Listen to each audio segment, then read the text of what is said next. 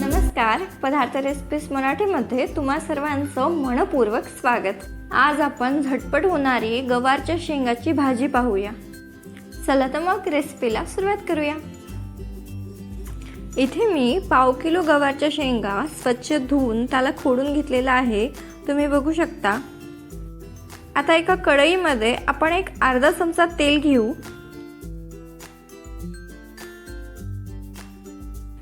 तेल छान गरम झालं की त्यामध्ये आपण या गवारच्या शेंगा टाकून घेऊया।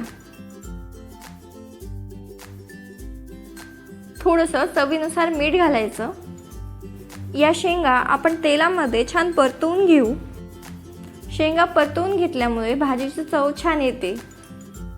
आता झाकण लावून मध्यम आचेवर 2 मिनिटे या शेंगाची आपण वाफ काढून घेऊ। 2 मिनिटांनंतर मी झाकण काढलंय आणि ह्या शेंगा आपण असेच आणखी 2 ते 3 मिनिटे छान वाफवून घेऊया। या शेंगा आपल्याला अर्धवट शिजवून घ्यायच्या आहेत। 4 ते 5 मिनिटांमध्ये आपल्या या शेंगा छान वाफवून होतात। आता आपण ह्या शेंगा काढून घेऊ। शेंगा काढून घेऊन याच कढईमध्ये मी 1.5 चमचा तेल घातलंय। छान तापलं की अर्धा चमचा मोहरी घालायच्या। त्याचबरोबर अर्धा चमचा जिरं देखील घालायचं।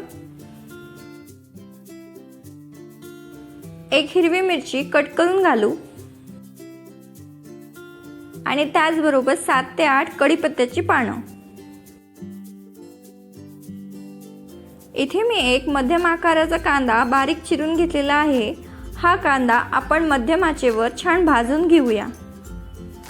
कांदा हलकासा परतला की यामध्ये आपण 1 चमचा आलं आणि लसणाची पेस्ट घालूया आणि ही आलं लसणाची पेस्ट देखील आपण तेलामध्ये छान भाजून घेऊ, जेणेकरून आलं आणि लसणाचा कच्चेपणा अजिबात राहणार नाही। एक मध्यम आकाराचा टोमॅटो बारीक चिरून घालायचा। चवीप्रमाणे मीठ घालूया। आपण शेंगा शिजवताना पहिलेच मीठ घातलेलं होतं, त्याकरिता मीठ थोडं कमीच घालायचं। आता 1 चमचाभर लाल मिरची पावडर घालू।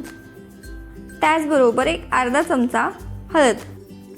थोडंसं पाणी घालायचं म्हणजे आपले हे मसाले करपणार नाहीत। सर्व साहित्य एकदा छान मिक्स करून घेऊ आणि झाकण ठेवून मध्यम आचेवर 2 ते 3 मिनिटे हे टोमॅटो आपण छान वाफवून घेऊ।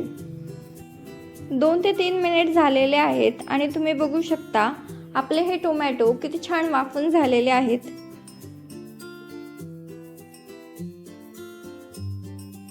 यात आपण फ्राय करून घेतलेल्या शेंगा घालू आणि मसाल्यामध्ये या शेंगा छान मिक्स करून घेऊया आणि झाकण ठेवून 5 ते 6 मिनिटे या शेंगा आपण छान वाफवून घेऊ। 7 ते 8 मिनिटांमध्ये आपल्या या शेंगा छान वाफवून होतात। आता यामध्ये शेंगदाण्याचं जाडसर कूट घालायचं। हे भाजलेल्या शेंगदाण्याचं कूट आहे। शेंगदाण्याच्या कूटाऐवजी तुम्ही तिळाचं किंवा काळाचं कूट टाकलं तरी चालेल। भाजीमध्ये हे शेंगदाण्याचं कूट आपण छान मिक्स करून घेऊन आणखी 2 मिनिटे या भाजीची आपण वाफ काढून घेऊ। मिनिटांमध्ये आपली ही भाजी छान वाफवून तयार होते। आता सर्वात शेवटी बारीक चिरलेली कोथिंबीर यावरती घालू आणि छान मिक्स करून घेऊया। इथे आपली अतिशय झटपट होणारी आणि चविष्ट अशी गवारच्या शेंगाची भाजी बनून तयार आहे। ही पाणी न घालता वाफेवर शिजवलेली भाजी अतिशय चविष्ट लागते। तर एकदा नक्की ट्राय करून बघा आणि तुमच्या प्रतिक्रिया आम्हाला कळवा।